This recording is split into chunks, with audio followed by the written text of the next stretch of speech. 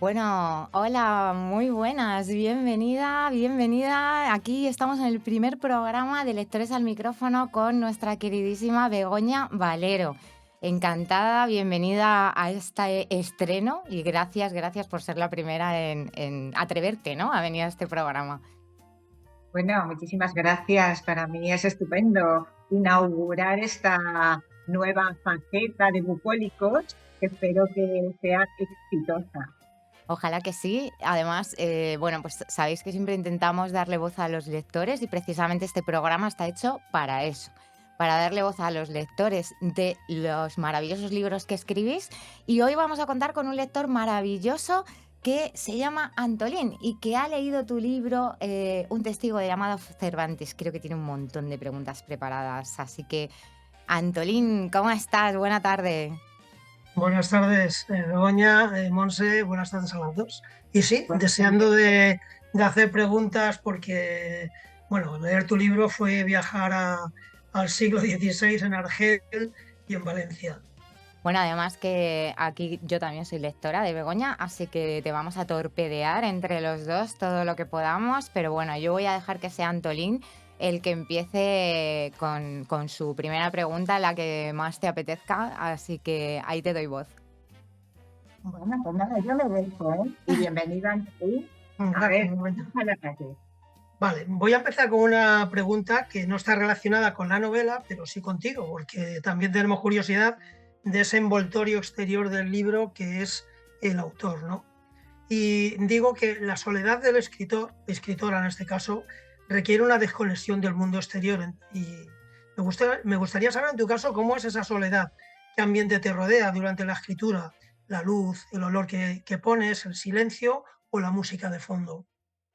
Sí, a mí me gusta sobre todo el silencio y donde vivo es una casa pues que tengo la suerte de que no haya ningún tipo de ruido, entonces me puedo concentrar perfectamente. Yo trabajo por las mañanas y por las tardes cuando llego a casa pues me pongo a escribir los fines de semana, las vacaciones. O sea, para mí el proceso de escritura es casi, pues si no digo el 50, a lo mejor casi el 60% de mi vida. ¿Pero tienes algún ritual? O sea, dentro de que efectivamente te gusta estar en silencio o lo que sea, ¿tienes algún ritual específico de, bueno, pues me preparo mi mesa así, tiene que estar así, me tengo que tomar un té o me tengo que tomar un no sé qué, ¿no? Hay veces, siempre se ha encasillado mucho la figura del escritor con el whisky al lado de la mesa, ¿no? Pero bueno, no sé si tú tomas algo, si no tomas nada, ¿qué haces? Bueno, pues en general no hago nada especial porque lo único que busco es tiempo, que es lo único que me falta para terminar en general pues la jornada y es ponerme en cuanto tengo un minuto libre delante del ordenador y empezar a trabajar siempre y cuando haya pues recopilado toda la información, la bibliografía, lo tenga todo claro, porque no me pongo a escribir hasta que la historia no se ha organizado en mi cabeza. En tu Pero cabeza. realmente soy una persona muy normal, o sea, no tengo ninguna manía a la hora de escribir, salvo el silencio. Necesito estar muy concentrada y que nada absolutamente me distraiga. ¿Has satisfecho tu curiosidad, Antolín? Y ya satisfecho, pensé que iba a tener no manía, sino algún tipo ceremonial de buscar la inspiración con la luz o como ha dicho Monse, tener tu infusión o tu refresco o el agua incluso al lado. Bueno, agua siempre tengo al lado, Claro, eso sí que es verdad, pero eso es siempre. En toda la casa yo necesito beber constantemente y cuando me apetezca y a veces por no levantarme del ordenador la tengo al lado para utilizarla. claro. Pues, doy paso a la segunda. Sí, sí, tú dispara lo que quieras. Yo Va, cuando se me ocurra algo entre medias ya te cortaré. bien. Begoña, ese viaje por Argel y Valencia, como hemos dicho antes, del siglo XVI, los escenarios, los pequeños detalles, que atrapan al lector, ¿cómo haces para reconstruirlos? ¿Los llegas a visualizar, cuando has acabado de describirlos, cierras los ojos y los ves? ¿O directamente cómo haces para construirlos? Sí, pues como digo, mi primera fase antes de empezar a escribir es leer muchísimo sobre cualquier cosa. En este caso, en la novela de un testigo llamado Cervantes, el problema estaba en que jugaba con dos espacios totalmente distintos, porque la Valencia del siglo XVI no tenía absolutamente nada que ver con la Argel del siglo XVI, pero sin embargo convivían en la misma época, con lo cual lo primero que hago es documentarme detenidamente de todo lo que hacían, cómo lo hacían. Entonces, para mí era muy importante el poder conocer y desmenuzar cada uno de los detalles que se vivían. Entonces, cuando yo, como digo, empiezo a leer, mi cabeza es una olla a presión porque está organizando todas las ideas, porque son muchísimas, y cuando ya se centra un poco, entonces es cuando empiezo a escribir y es como una explosión, ¿no? Realmente me pongo, porque incluso, ya lo he comentado en algo más de una ocasión, yo por las noches, cuando me acuesto y estoy escribiendo una novela, yo sueño con los personajes. O sea, es que me duermo, pero me duermo soñando con los personajes, con alguna, y al final no sé realmente si todo lo que sueño luego al día siguiente es efectivo o no, porque a veces me despierto incluso, cojo el móvil y tomo nota. Y a veces al día siguiente, porque me ha parecido una idea fantástica, al día siguiente puede servirme esa idea, o por el contrario, digo, pero esta chorrada, ¿cómo se me ha podido ocurrir? Pero lo cierto es que al día siguiente es muy fácil continuar la historia. Yo creo que mi cerebro está toda la noche soñando, imaginándose a esos personajes, cómo viven, cómo se mueven. Entonces, es que, como digo, cada vez que me pongo a escribir una novela es tan intenso la inmersión que supone esa experiencia que al final la traslado al papel tal y como la siento. Entonces, yo he sido Cervantes en Argel, he sido pues los acusados en Valencia, he sido el juez de Valencia, el de justicia criminal, he sido el muerto incluso, o sea, es que me transformo en cada uno de los personajes, o en la tiesa, ¿no? Un personaje tan emotivo, tan bonito, ¿no?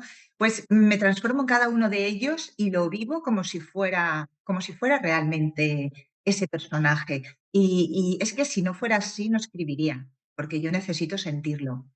Necesito realmente que cada página de la novela a mí me suponga pues una sensación de emoción, de trasladarme yo personalmente, porque quiero que el lector, cuando se pase por las páginas de la novela, pueda vivir exactamente lo que ocurría en el momento que describo y con el personaje que cuento. Entonces, para mí eso es fundamental. Además es que yo creo, fíjate, aquí me voy a entrometer, pero cuando estamos con Cervantes en Argel y estamos en la durísima cárcel en la que estuvo, que seguro que no era la peor, pero bueno, en una durísima cárcel, em, siempre recuerdo que además creo que esto alguna vez lo hemos hablado, del sonido de cadenas de los presos, del polvo, ¿no? De todas esas cosas que tú estás leyendo esa parte y estás como medio asfixiado del polvo y no tienes polvo en tu casa, ¿no? Y estás como respirando eso y estás escuchando ese sonido, ¿no? De las cadenas arrastradas, de cómo debían de pesar y de lo incómodas que deberían de ser, ¿no? Y esa capacidad que tienes de trasladar sonidos, aromas a una novela, porque claro, no estamos hablando de cine, que es que eso ya es otra historia, ¿no? Es que estamos hablando de palabras, eso es súper complicado. ¿Cómo te las apañas? Bueno, precisamente mi forma de narrar, vosotros que habéis leído mis novelas, procuro no describir muchísimo a los personajes ni los ambientes, sino que los hago que los perciba el lector por una frase, por una forma de comportarse de alguno de los personajes. O sea, quiero que, no como no es una película, no tengo por qué narrarlo todo, sino que dejar al lector, que es inteligente, que él mismo en su propia cabeza pueda imaginarse cómo era aquello por un pequeño detalle, como el olor de los libros o precisamente como tú dices, los sonidos de Argel tan terribles, los gritos de los esclavos martirizados, o sea, castigados. No sé, que cuando lo leas con apenas 4 palabras, en tu cabeza ya empieces a verlo y sin necesidad de que te lo pongan todo por escrito perfectamente, definido palabra por palabra qué es lo que está ocurriendo, porque como digo, el lector es inteligente y sabe perfectamente traducir en imágenes palabras que cuentas aunque no las cuentes todas. Eso suele hacerlo el cerebro con mucha facilidad. Y además procuro no saturar porque el exceso de descripciones, a mí, por ejemplo, La Regenta, me encantaba, o sea, la leía precisamente porque las descripciones maravillosas, pero estamos hablando de otro siglo, con lo cual actualmente la narrativa tiene que ser muy ágil porque la gente prácticamente no tiene tiempo para nada y necesita vivirlo de forma intensa. Entonces no puede entretenerse en descripciones excesivas. Por eso procuro que la narrativa sea, pues, ágil, envolvente, agradable para el lector, o dura o durísima para el lector, pero que sea suave, o sea, ágil a la hora de introducirse en mis novelas, en general.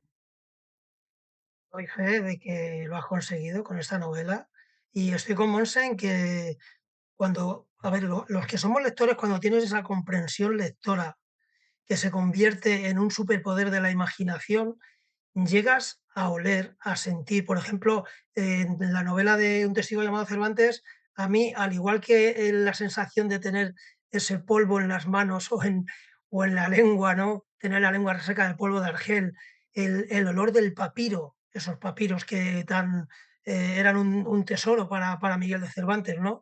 Y doy fe de que lo has conseguido. Una cosa que sí tengo mucha curiosidad. Creo que te he escuchado en alguna publicación o algo decir que estuviste ante el documento de los archivos del Reino de Valencia, ¿no? Y pudiste ver la firma de Miguel de Cervantes.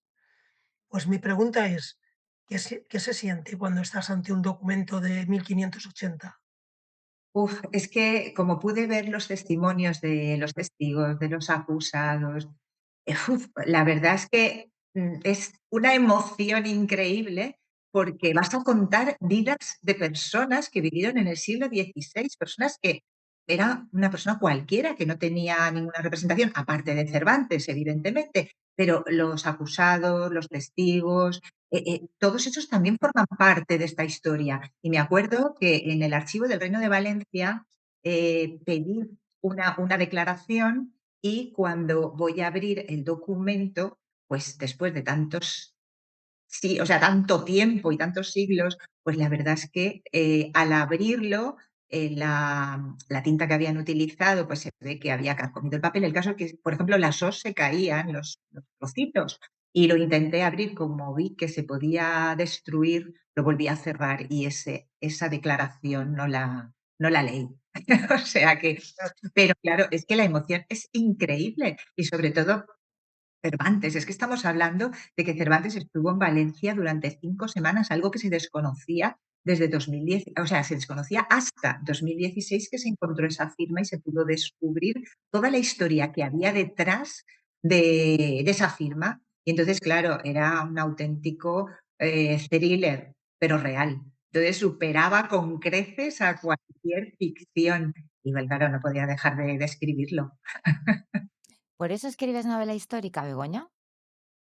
Pues la verdad es que, vamos a ver, a mí, la historia me aporta mucho. De hecho, por ejemplo, incluso los jóvenes, los niños, nos han hecho estudiar, em, pues los nombres de los reyes, las fechas, tal. Ahora ni siquiera creo que eso se da en los colegios. Sin embargo, a mí la historia siempre me ha llamado la atención, o sea, siempre he querido saber qué es lo que ha ocurrido, porque así, si conoces la historia pasada, pues probablemente no cometas los mismos errores, que es lo que está pasando constantemente, porque vemos que todo lo que aparece en las novelas no es que lo haya copiado del siglo XXI, es que ocurría en el siglo XVI.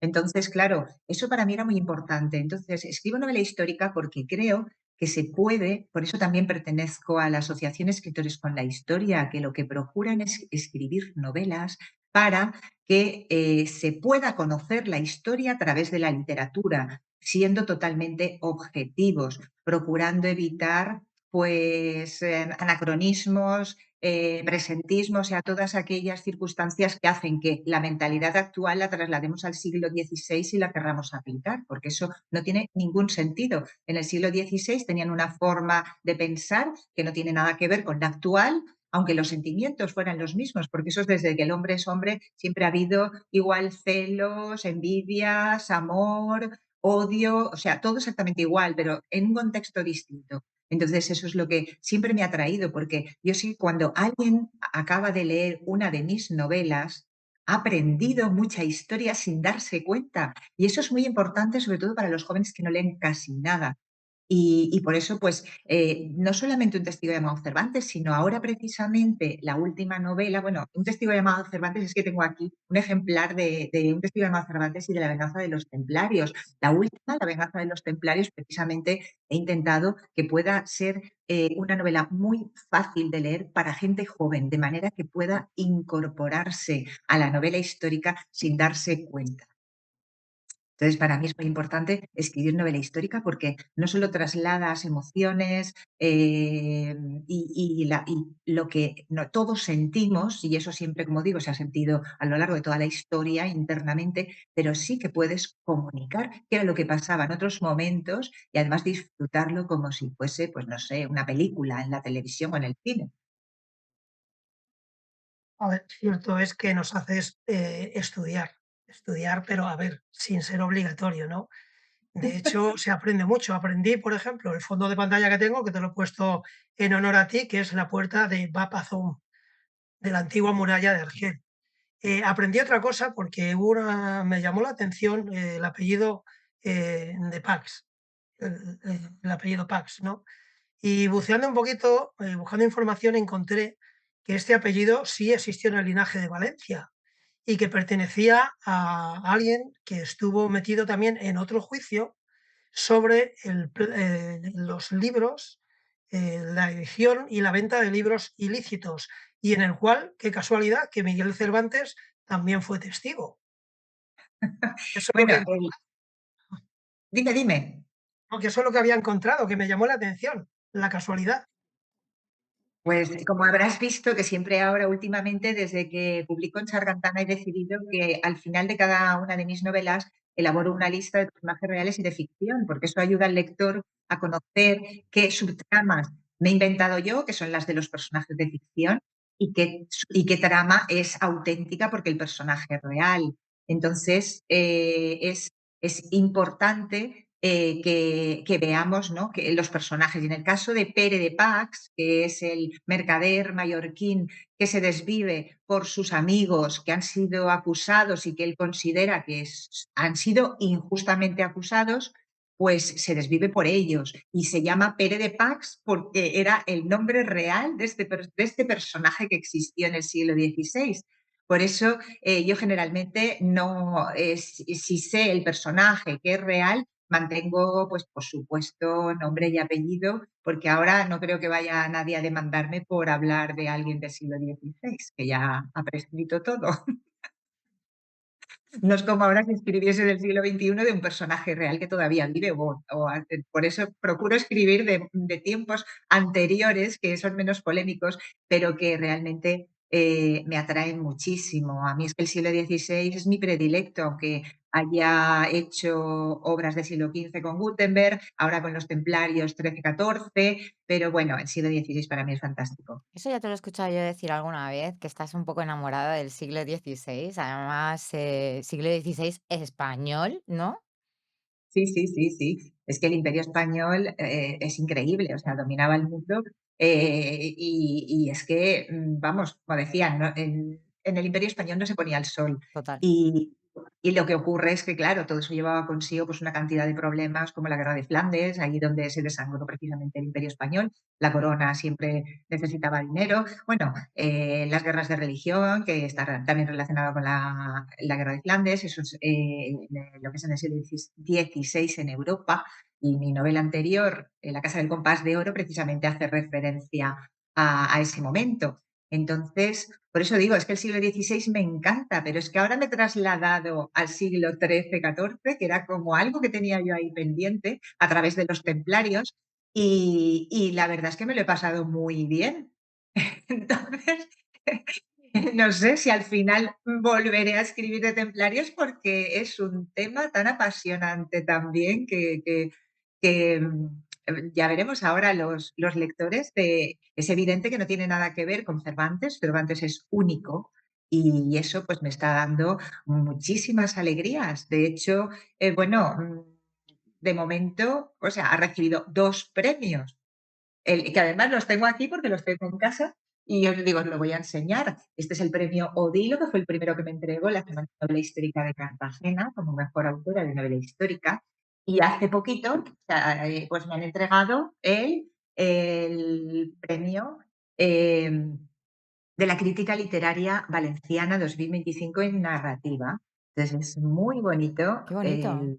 el galardón que entregan y bueno, la verdad es que, bueno, no sé ya qué hacer porque este Cervantes me está dando mucha guerra.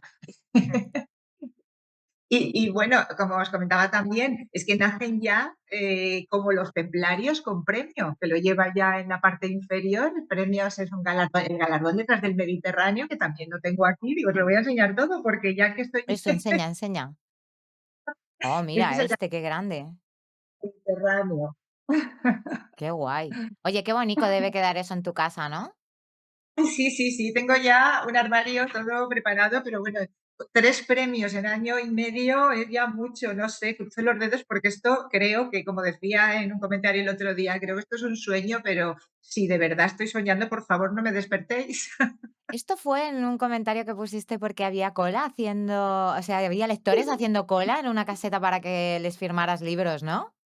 Sí, es que fue graciosísimo, ¿no? Porque yo generalmente, pues sí, voy y puede haber, pues, un poquito de gente, ¿no? Pero que acabe de intervenir, que es curioso, porque estaban todos haciendo cola, había un montón de cola para que les firmara Posteguillo, que había dado una conferencia antes que yo.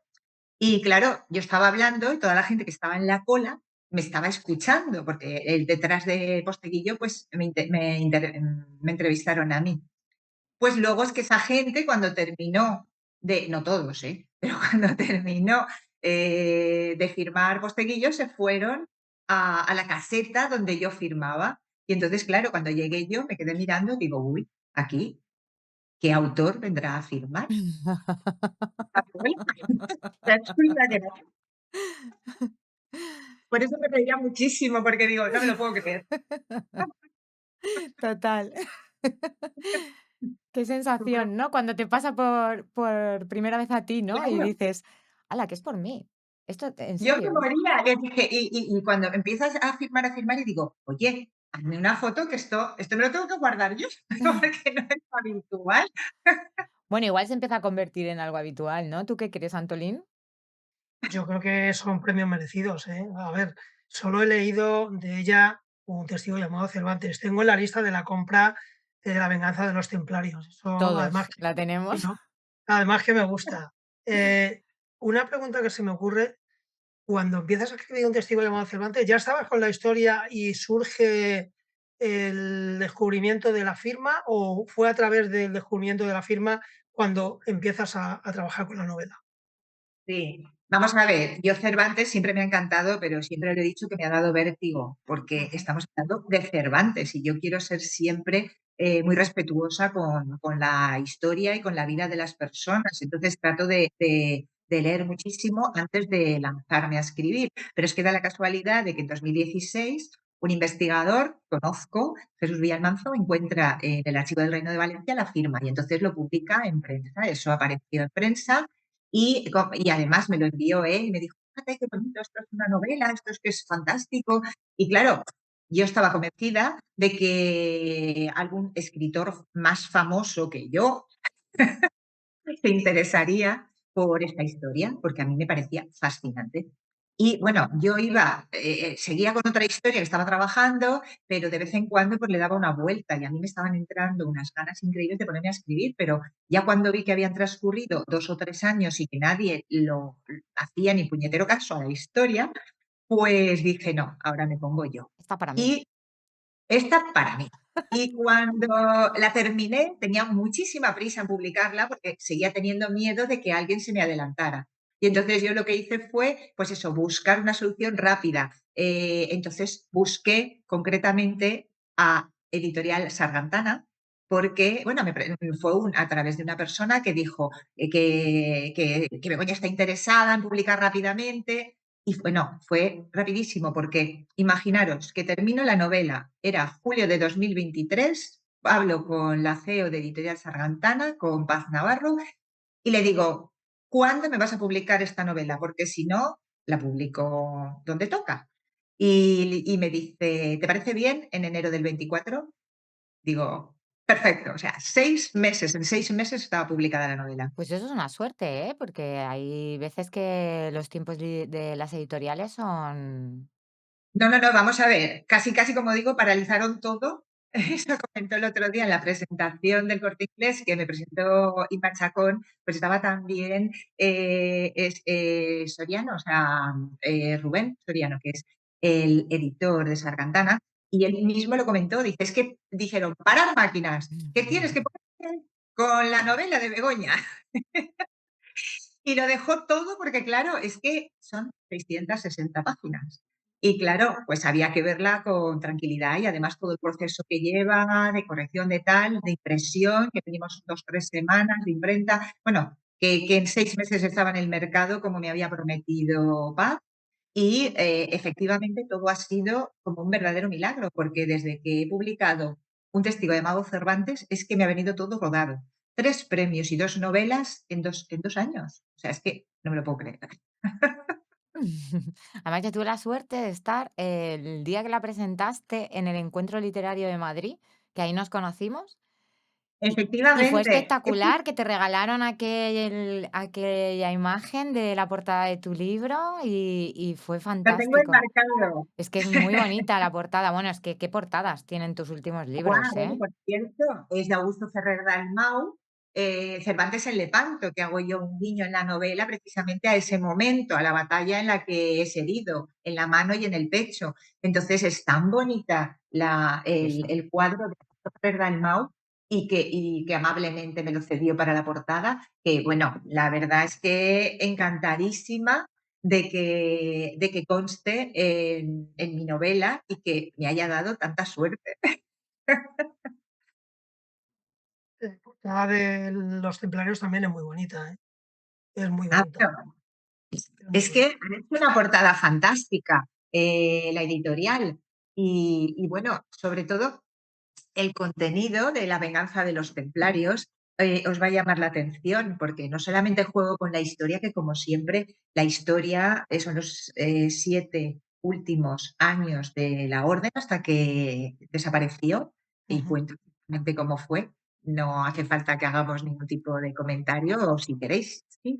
Pero en fin, y sobre todo ya no solamente con la historia, sino también con los mitos y leyendas de los templarios. Y Mm. como siempre al final, pues hay un epílogo donde cuenta, en cierto modo, por qué se llama La venganza de los templarios, pero yo aconsejo que si lo leéis, no leáis el epílogo hasta el final porque os gustará mucho más.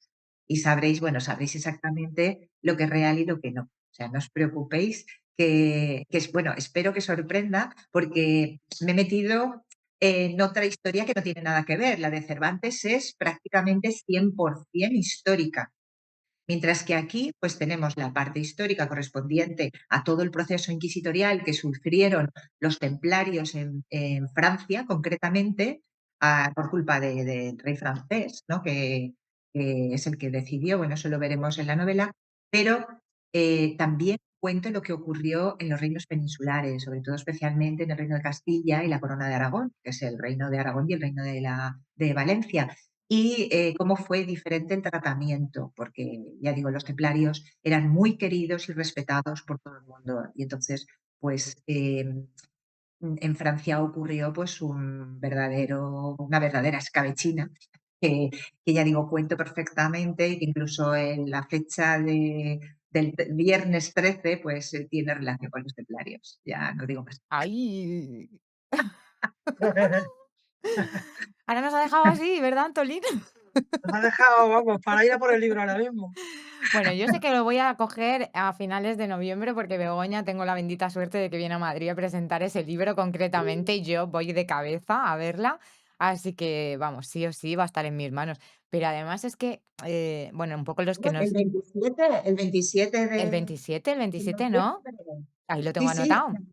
O sea, tú muy bien, tranquila muy que ahí bien. voy a estar yo la primera, porque ese libro me lo tienes que firmar. Bueno, claro, claro. Es que tú fíjate, el día que yo la conocí me firmó su libro, que yo me llamo Saavedra, y ella escribió sobre Cervantes y me puso tan bonita ella en la dedicatoria. Pero ¿cómo no te voy a querer si te llamas Cervantes? O sea, te llamas Saavedra, ¿no? Como mi Cervantes. Digo, jo, qué bonito que te pongan eso en un libro, ¿no? Pues ya desde entonces, claro, todo lo que saca Begoña ya lo quiero, porque a ver qué me pone en la siguiente dedicatoria y a ver qué me hace.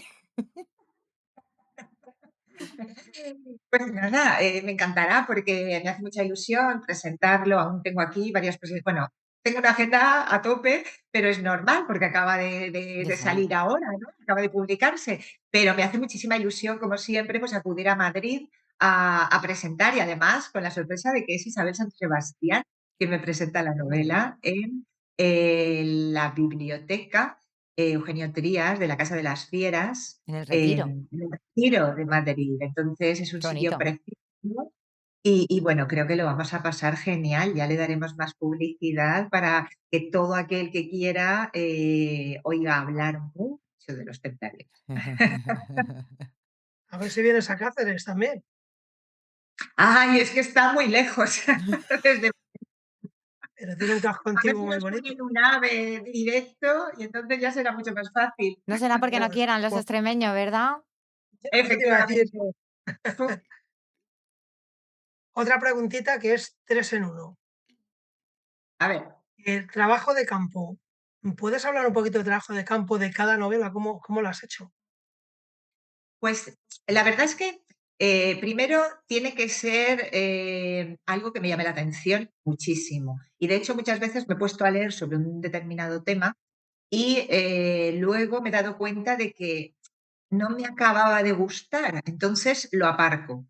Y tiene que ser que realmente sienta una emoción muy intensa en la novela. Yo a veces todas las empiezo con mucha ilusión, pero luego a lo mejor me voy deshinchando. Mm, Entonces, el proceso fundamental es que tenga la idea, después que lea y que esa idea se vaya centrando y que además, como digo, me vuelva loca, o sea, que necesite escribir sobre eso. Entonces, empiezo a comprar los libros que encuentro, busco por internet, me paseo a través de Google Earth por todos los lugares por los que transcurre la novela, incluso, por ejemplo, Argel. Yo sé que Argel actualmente no valía la pena ir a visitarlo en el sentido de que no existía prácticamente nada de lo que en el momento, en el siglo XVI, pues había. Por lo tanto, pues con Google Earth lo ves cómo está y bueno, y poco más o menos, pues no es necesario e imprescindible visitar Argel. Entonces, eso lo he eliminado, pero claro, Valencia lo tenía aquí. Entonces era muy fácil pasearme por los lugares que además los conocía, todos. Pero es que cuando me puse a escribir empecé a verlos de otra manera. O sea, ya tenía otra perspectiva. Cuando vi otra vez de nuevo la lonja de mercaderes, cuando pasé por lo que había sido el burdel más importante de Europa, ¿no? Que era la Pobla de les Fembres Pecadrius, la Pobla de las mujeres pecadoras, de las prostitutas, ¿no? Todo eso es que empecé a emocionarme. De hecho, incluso está previsto para el próximo año una visita, o sea, en realidad una ruta de Cervantes por Valencia. Así Vaya, es que eso es una novedad que todavía está, fraguándose, pero, creo que para abril del año que viene, daré una conferencia y al mismo tiempo haremos la ruta de Cervantes por Valencia. Y creo que quedará también un tríptico para que cualquiera lo pueda hacer. qué guay, qué guay. Fíjate todo lo Mm. que ha salido de tu novela. Sí, sí. Hasta una Y lo que película. venga. Te tengo que lanzar una pregunta que te hicieron en Instagram cuando lanzamos, la publi de esto, y que sé que no te va a gustar, pero, te la tengo que hacer. La pregunta era, eh, con toda la polémica que ha habido con la película de Amenábar, eh, siendo tú tan rigurosa en la historia como has sido en tu novela, ¿cómo te has sentido al ver la película? Y sobre todo también ver un poco la avalancha de comentarios, ¿no?, que ha habido a posteriori de esta película. Bueno, la verdad es que te voy a contestar con una frase que dijo Inma Chacón en la presentación del Corte Inglés, porque sabía que Amenábar, coincidí con él en Bocairent, mientras él estaba rodando la película, yo presentaba en la biblioteca de la localidad y al finalizar yo la presentación y él hacer un inciso para cenar, pues lo que ocurrió es que el alcalde nos puso en contacto y pude hablar con él, entregué mi novela, o sea, él tenía mi novela. Y lo que dijo Inma Chacón, pues que si se hubiera leído la novela, mejor le hubiera ido con la película. Ole. O sea, que fíjate que Inma Chacón es una escritora, fantástica, ¿no? Y además una excelente persona. Entonces, que ella opine así, yo te voy a dar mi opinión concreta y no tengo ningún inconveniente. Amenábar, lo que ha hecho con su película es sencillamente volcar su, y lo ha dicho él mismo, volcar su personalidad en Cervantes, una persona creativa, con sus tendencias sexuales, pero realmente el que quiera saber cómo era Cervantes, que lea un testigo llamado Cervantes, Total, porque aquí es donde yo me he basado en la realidad histórica, lo que se sabe realmente. Todo lo que pongo aquí es cierto y trato también el tema de la homosexualidad, que da igual, porque, vamos a ver, a mí me da lo mismo que una persona sea del sexo, o sea, que le guste lo que le guste, claro, pero lo que puede ser es que a Cervantes se le quiera colocar algo, porque no estamos hablando de cualquiera, es que estamos hablando de nuestro escritor más universal. Y tampoco es que en estos momentos sea importante lo del tema de la homosexualidad, pero en el siglo XVI era muy importante. Se trataba del pecado nefando, se condenaba con la hoguera por la Inquisición. claro. Entonces, vamos a ver, estar inventando relaciones que no existieron, porque además hay muchos errores históricos en El cautivo. A mí me parece una película extraordinaria en cuanto a ambientación, en cuanto a contar historias. A mí Amenábar me encanta o sea, todas sus películas en general. Otra cosa es el respeto que tiene por la historia. Él hace lo que quiere porque es su película, Claro, pero sí que me sabe mal que quede constancia de que, porque mucha gente salía yo lo vi de preestreno, pero mucha gente salía con la única idea de que Cervantes era homosexual. Es que eso es lo ya, que menos importancia tiene de todo. Y sin embargo, en la novela se le da muchísima importancia. Entonces, yo creo que tampoco es eso. ya. Sí, sí, sí, es como, relegar todo lo demás, ¿no?, a algo que Sí, y además ni luego, por siquiera ejemplo, era cierto, quiero decir. Entonces, bueno, pues le han dado mucho bombo, que yo creo que además de ahí ha venido todo el conflicto, ¿no? No sé, Antolín, ¿tú sí la has visto, la película, o No he llegado a verla precisamente primero por por qué los has leído el libro de comentarios. Begoña? Claro, sí, sí, no, no, no, no te voy a mentir, no la he visto, primero porque he leído el libro de Begoña y vi los comentarios que había y dije: Pues si yo he visto la película aquí, he visto la película aquí con otro tipo de aportes históricos", ¿no? Mm, Lo que sí tengo es la banda sonora, porque yo voy a reconocer que Amenábar hace unas bandas sonoras preciosas, o sea, La lengua de las mariposas, Mar adentro, Los otros, hace unas bandas sonoras muy bonitas. bueno, además Y todas sus películas, ¿no?, son con su propia sí, banda sí, sí, casi sonora. todas sus películas son creaciones musicales suyas, Mm, pero no he visto esta película precisamente por eso. pues fíjate. es que, como digo, por ejemplo, allí no aparece Rodrigo, que es su hermano, o sea, Rodrigo Cervantes no aparece. Luego, claro, cambia, es que es normal, es una película y no puede ser eterna, pero como un libro que puedes permitirte extenderte más. Pero, por ejemplo, pues las relaciones las mantiene con Hassan Bajá, y Hassan Bajá era realmente una persona inculta que no le interesaba nada. Era Ramadán Bajá, el anterior, que expulsó a este, con el que realmente era una persona cultivada y con el que Cervantes sí que tuvo relación, pero por el tema que hablo yo del espionaje. Que ahí desde luego no aparece en la película tampoco ningún tema relacionado con el espionaje, que Cervantes está comprobado y es verídico que sí que fue espía, ¿no? De Mateo Vázquez de Leca, que era el secretario de Felipe II, y de hecho también llevaba pues cartas de recomendación que por eso cuando lo capturan lleva tanto de don Juan de Austria como del duque de Sesa, por eso exigen por él 500 escudos de oro, que era una locura en aquella época y que su familia era incapaz de poder reunir. Entonces, por eso digo que hay muchísimos errores históricos y sobre todo porque además las relaciones homosexuales, o sea, la sodomización, solo la realizaban con personas jóvenes, o sea, con jovencitos que no estaban barbados, y eso tampoco lo dice. O sea, que realmente si hay que ser coherentes con, porque ahí cuando realmente les crecía la barba, pues dejaban de tener relaciones, y el tener una relación sexual entre dos personas adultas, eso estaba mal visto, y sobre todo allí el propio Cervantes en su obra, si no recuerdo mal, en el Quijote, ya cuenta y dice que es más peligroso en Argel ser un joven hermoso que una mujer. Porque, mejor dicho, ¿por qué? Pues me parece que no hace falta más comentarios. Ya, ya, ya, ya. No, no, desde luego, tal como lo cuentas, asusta, Antolín. Sí. Tú que eres Y hombre, aparte, digo, porque yo como soy mujer, a mí pues no me afecta mucho, pero como hombre, ostras, encima niños, ¿no? Porque si no estás barbado, eres un niño, o sea, básicamente. y luego Eso, además siempre buscaban como los griegos, efebos, o sea, guapísimos, ya, jovencísimos, el tener una relación, una persona que además estaba, no es que estuviese manco, pero sí que estaba estropeado, ya. como, El como se estropeado. dice, el Y estropeado, y porque tenía tenía la 33 años. exacto, y tenía 33 años. Entonces, pues es que todas las circunstancias prácticamente pues rascan, ¿no? Lo Pero niegan, lo ya digo, niegan.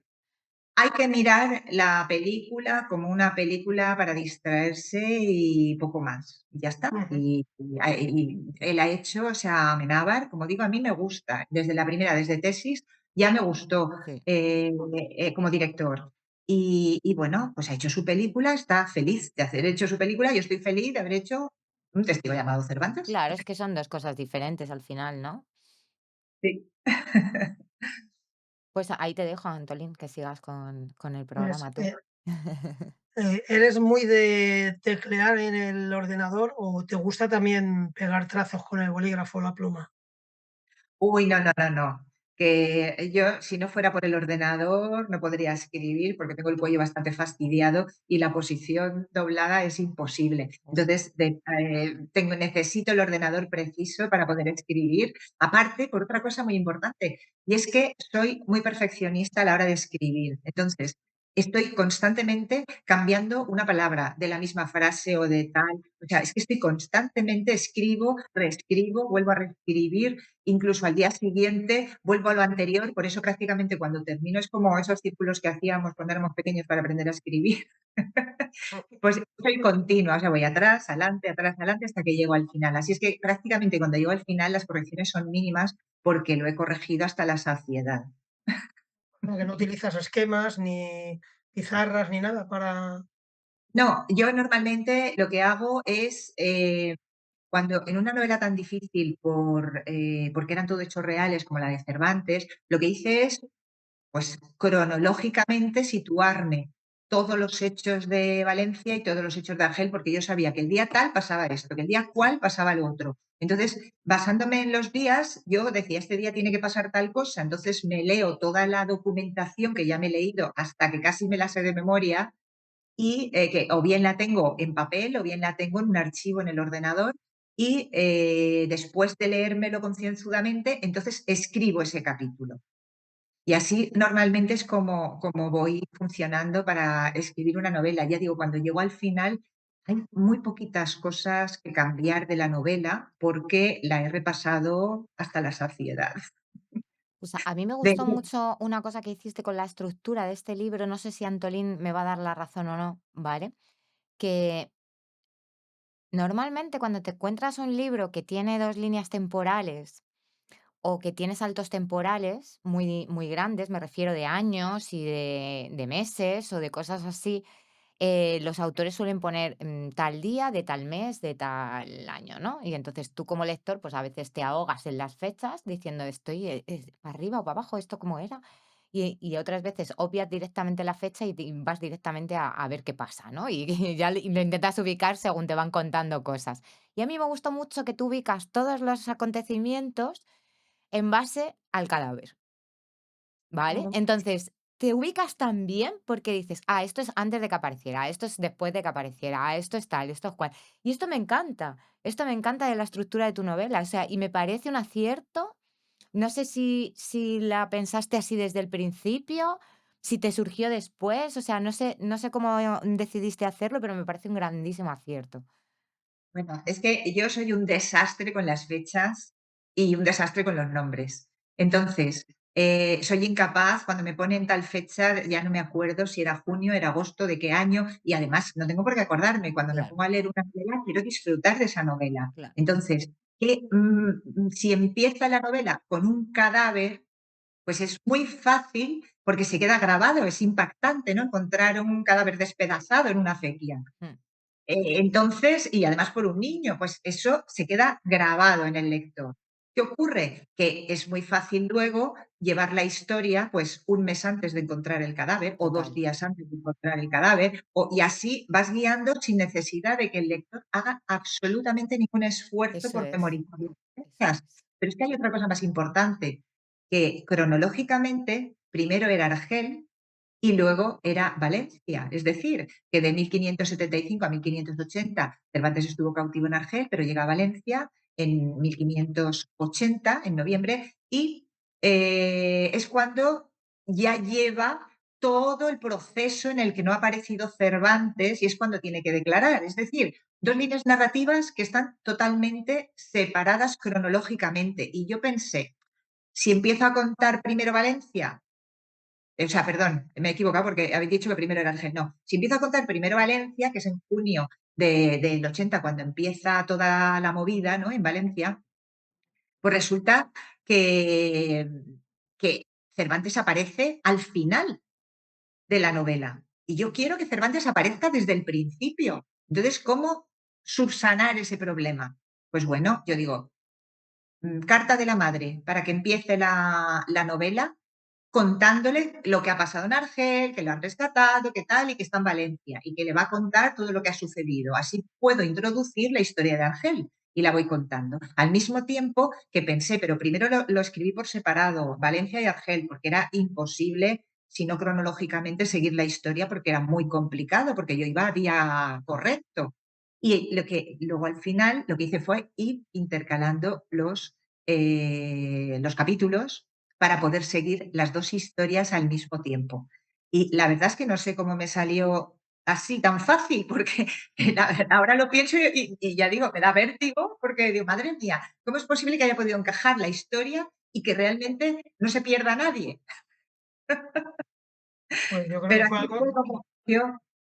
fue algo superinteligente, Begoña. O sea, te lo digo de verdad. Yo Totalmente. he dejado libros en los que, a ver, cada persona tiene su gusto literario, ¿no? Pero yo he dejado libros porque abusan demasiado de la cronología, que hasta tal punto que se vuelve casi el mundo Matrix, que la hora tal, no sé qué, vuelve para atrás.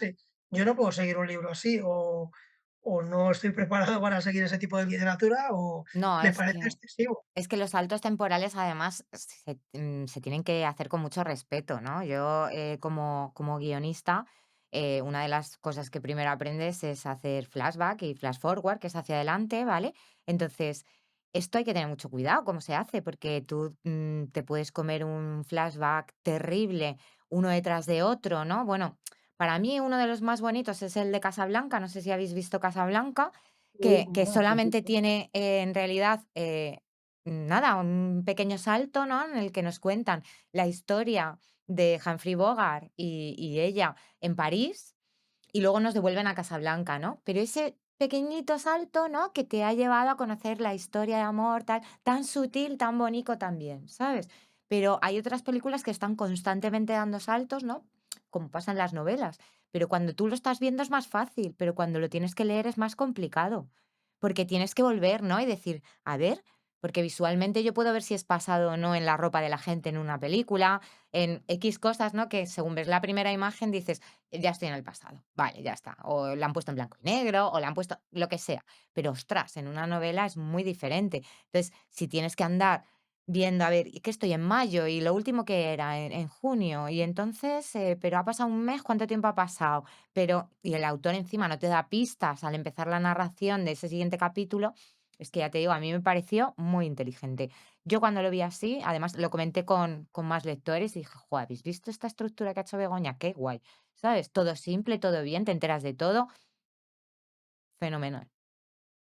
Pues intento hacer eso en todas mis novelas, precisamente porque yo soy la primera que me cuesta muchísimo centrarme Claro. en las fechas, me cuesta muchísimo. Entonces, quiero, y como te digo, como lo he dicho antes, que sea fácil y que el lector no tenga que molestarse, sino disfrutar, introducirse en la historia, vivir con los personajes y deslizarse con ellos por las páginas de principio a fin. Entonces, si eso lo consigo, para mí es un éxito, sin premios. O sea, solamente con que el lector esté satisfecho, ese es el mejor premio que puedo recibir. El premio mío tienes. ¿Tienes más preguntas, Antolín? No, he Pues yo agotado tengo, casi todo. yo tengo una para ti. ¿Para mí? Sí. ¿Cómo te has Perfecto. sentido leyendo a Begoña Valero? ¿Qué te Atempo ha causado ese libro? ¿Qué emociones has vivido leyendo a un testigo llamando a Cervantes? Me he sentido, además, es un libro, siempre hay sitios en la casa en los que te gusta leer, ¿no? Pero siempre hay un sitio especial, especial, en el que coges los libros para saborearlos de forma distinta. El mío, en mi caso, en el salón tengo una mecedora junto a la ventana y tu libro fue leído ahí con mucho cariño.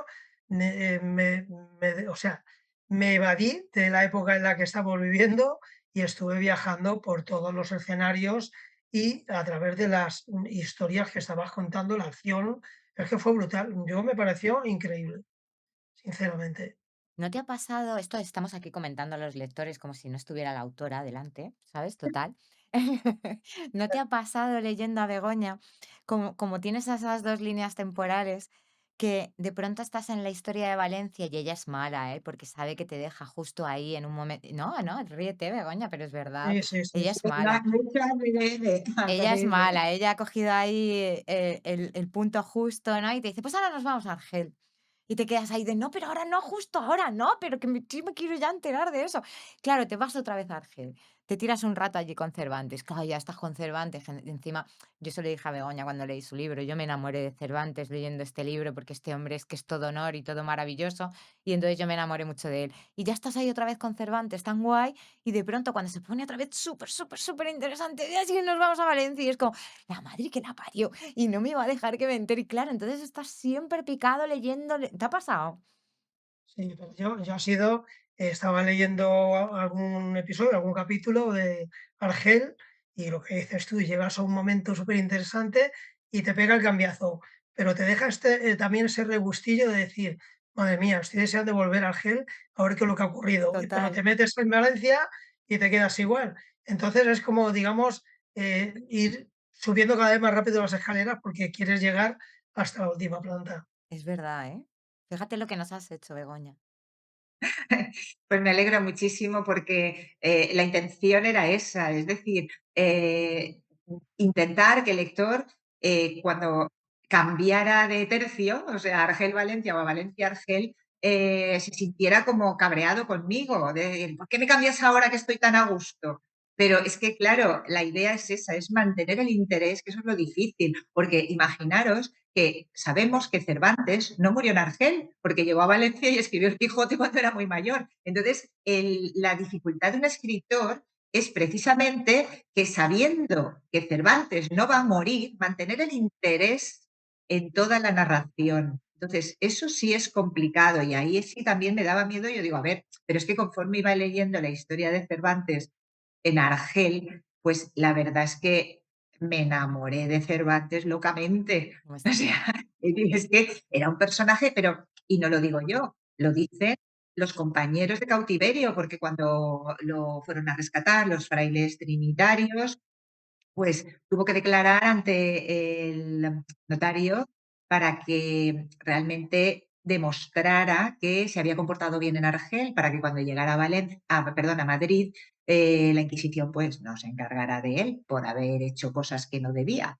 Entonces, claro, 12 compañeros de cautiverio, qué casualidad que cuenten prácticamente lo mismo a 25 preguntas que les hace el notario. O sea, es increíble. Entonces yo así es como pude saber qué personalidad tenía Cervantes cuando todos comentaban el valor que había tenido para declararse culpable ante todos los intentos de huida, que sabía de sobra que estaban castigados con la muerte y no una muerte cualquiera, no, no era un ahorcamiento, no, era o bueno, o empalado o quemado o despellejado, bueno, tenía donde elegir. Entonces, por eso me pareció muy interesante el descubrir esa personalidad de Cervantes a través precisamente de cómo se comportó. Y eso lo contaban sus propios compañeros de cautiverio. Por eso he tenido muchísimo, muchísimo cuidado a la hora de mostrar a Cervantes para que fuese lo más parecido a la persona que fue. Y no dicho por él, sino dicho por sus propios compañeros de por los cautiverio. demás. Qué bonito, porque es que de verdad que es adorable Cervantes, o sea, tú Cervantes me refiero, ¿no? Allí en Argel y todo, es que es todo honor a educación, valores, o sea, todas esas cosas que ya no vemos ahora en la sociedad en la que vivimos, que a veces se echa de menos, y estás leyendo tu libro y es como, jo, qué guay este hombre, yo me casaba con él mañana. O sea, yo me lo presentan y yo me casaba con él mañana, tal cual. Porque es como un héroe pues de novela, pero es que fue de verdad. Entonces, qué guay, ¿no? Por por eso en la película de Amenábar yo echo de menos al soldado de los tercios, valiente, desafiante, honorable. O sea, ese personaje no está ahí, no está en Cervantes de Cautivo. Entonces eso, en cierto modo, no me gusta, Ya, porque, ha dejado como una parcela, de Cervantes que tampoco es real. ya. Entonces, yo, quiero que por lo menos la gente lea Un testigo llamado Cervantes para saber cómo era él Mm, realmente. Eso es lo que me preocupa, que a la hora de la verdad permanezca la imagen del Cervantes de mi novela y no el Cervantes de la película, que me temo que la va a ver mucha más gente. Entonces, es ya. Esto es un poco, para ir acabando el programa, esto es un poco por lo que tenéis la asociación, ¿no? De escritores con la historia. Este desmentir cosas que se han dicho de España y de los españoles y de tanta leyenda negra, ¿no? Que nos envuelve. No sé. Sí, de hecho, por ejemplo, pues yo estoy dando ahora conferencias precisamente sobre Cervantes, contando todo esto. Suele surgir, como siempre, pues la película porque está presente, Ya, pero yo tengo el criterio suficiente para desmentir cualquier error que, que me planteen, ¿no? Porque siempre, ya digo, está por ahí en medio. Y la verdad es que estoy contenta porque la gente responde muy bien. O sea, se queda quiere saber cómo era, perdón, verdaderamente Cervantes. Y bueno, pues eso es lo que ha hecho que estemos hoy aquí y que disfrutemos de este momento, que además bucólicos, espero que vaya, ¡buah!, ujú. que la primera presentación de un autor sea la primera de 200.000 Ojalá, y que y que ojalá. realmente, pues, podáis descubrir, pues, el alma del escritor o de la escritora que acude a vuestro programa. Así es que, Sí. bueno, yo muchísimas gracias, Monse, ¿Has estado muchísimas gracias. cómoda?